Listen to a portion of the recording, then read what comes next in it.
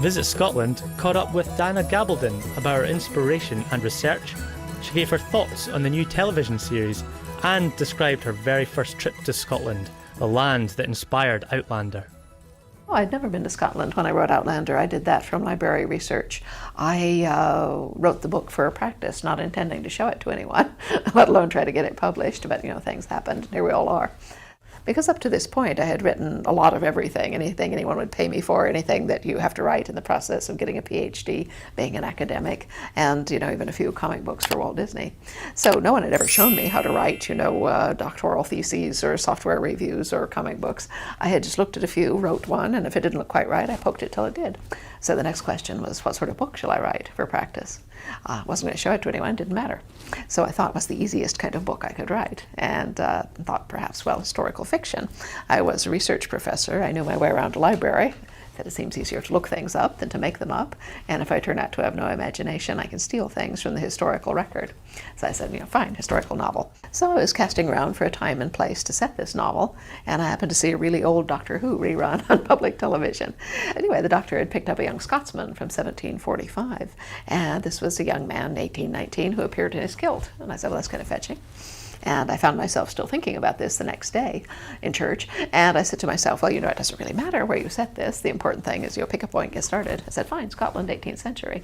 So that's where I began, knowing nothing at the time about Scotland or the 18th century, having no plot, no outline, and no characters, nothing but the rather vague images conjured up by the notion of a man in a kilt. They fortunately gave me a 3-book contract when they bought Outlander, and I said to my husband, well, I really must go and see the place.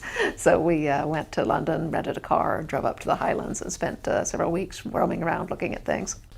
I have, over the years, seen various attempts to make my work into a 2-hour movie, and I can tell you on the basis of what I have seen that it's flat impossible to do that. And so it was a great relief to me when we got the opportunity to do a 16-episode television series. I was thinking, well, at least there'll be room. I knew Ron Moore had a great reputation as a storyteller and a filmmaker. And I told him, I said, this is the first script based on my work that I've seen that did not make me either turn white or burst into flame.